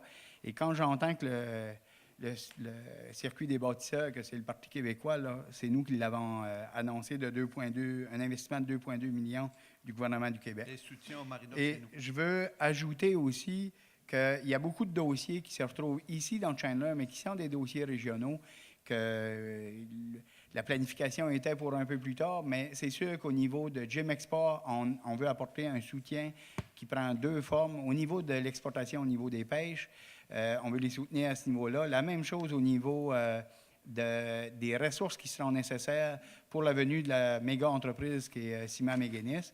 Et aussi, au niveau des nouvelles technologies, on a déjà des demandes qui ont été formulées à ce niveau-là. Et ça se retrouve ici, mais c'est maintenant un mandat régional. Et on veut soutenir encore là le Centre des nouvelles technologies à ce niveau-là. Monsieur Landry? Oui, de la même façon, peut-être que vous allez me trouver plate là-dessus, mais je pense que le rôle d'un député avant une campagne électorale, c'est extrêmement difficile de pouvoir, malheureusement, arriver devant la population puis vous faire des promesses puis vous garantir telle chose, telle chose. Mon père m'a toujours dit, moi, que c'est pas à queue qui se coule le chien. Et à ce moment-là, quand je vais être député, oui, je vais accompagner le conseil municipal puis à regarder leur dossier. Moi, je veux faire équipe avec eux. Mais là, de promettre des choses pour par la suite que les gens soient déçus parce qu'on a fait miroiter des affaires, faut garder nos limites de ce qu'on peut être aussi. Je n'aspire pas, je souhaite être votre représentant. Je ne pense pas être ministre du cabinet de M. François Legault. Donc, mes responsabilités ou mon rôle va être de défendre vos dossiers, mais de dire que je peux brasser ça comme ça, c'est pas si évident que ça, là. Madame Chartier. Bon, en fait, on n'a pas eu le temps beaucoup d'élaborer sur nos programmes. Nous aussi, l'achat local, les PME, tout ce qui est local ici, on veut soutenir ça, que ce soit par le train ou des moyens autres. On veut soutenir les PME. Le plus bel exemple ici à Chandler, selon moi, c'est le centre de technologie. Je suis allé les visiter. C'est des jeunes, sont dynamiques, ils ont un marché at large, ils ont un marché pour toute l'Amérique.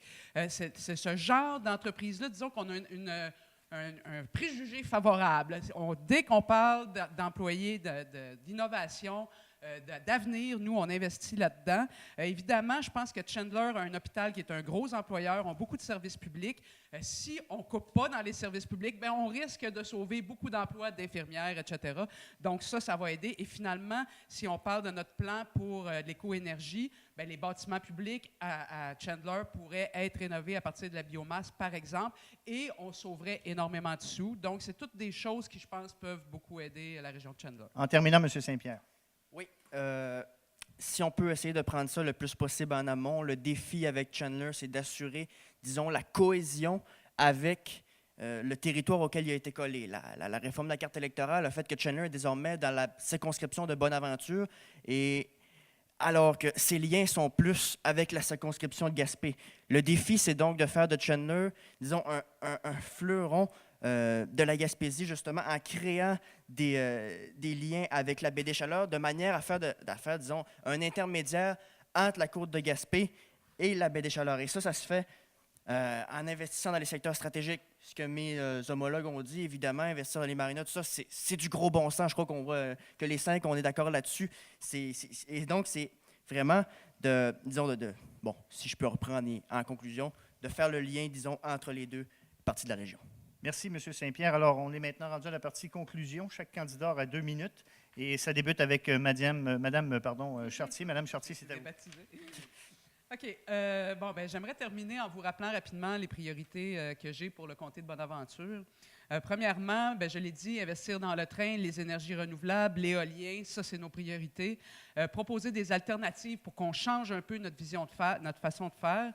On veut redonner à l'État son rôle de contrôle et de gestion des ressources naturelles au profit des citoyens et citoyennes. Ça, c'est très important pour nous. Ensuite, il est important de favoriser, on n'a pas parlé beaucoup, c'est peut-être moins évident ici mais que par là-bas, mais l'agriculture est quand même très importante et de façon générale, l'achat local. Donc, on pense qu'il faut soutenir la relève en agriculture, mais il faut aider aussi à l'achat. Exemple, dans les CPE, les hôpitaux, nourrir notre monde avec les aliments d'ici, c'est juste logique, ça crée de la richesse ici. En ce moment, les aliments parcourent à peu près 2000 km avant de se rendre à notre assiette, c'est illogique. Donc ça, les services publics, j'en ai parlé, très, très, très important de les garder parce que la pauvreté, le manque d'éducation, ça finit que ça nous coûte cher, tant au système de santé qu'à l'économie également. J'ai parlé également des études postsecondaires, de la santé, c'est important. J'aimerais juste conclure en disant, moi, tous les Gaspésiens que je connais, les Gaspésiennes, aiment la nature, aiment aller à la pêche, aiment aller à la chasse, aiment aller faire du ski. Ils sont fiers d'habiter ce beau pays-là. Et puis moi, c'est ça aussi qui m'a amené ici et qui me tient à cœur, cet environnement-là.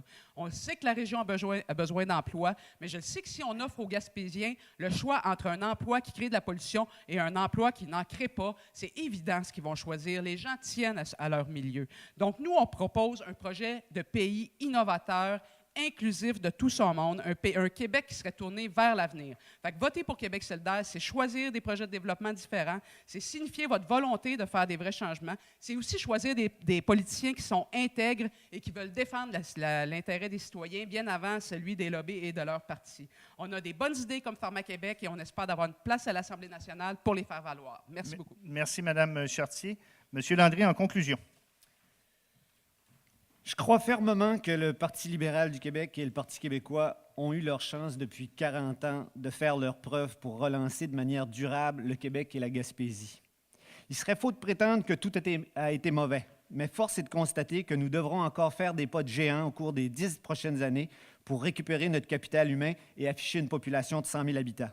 Il faut transformer la Gaspésie en une région où nous serons reconnus comme de tous, comme celle qui est la plus en mesure d'accueillir de nouveaux citoyens, de nouvelles entreprises, de nouvelles PME de grandeur humaine, prospère et où la qualité de vie est une valeur fondamentale.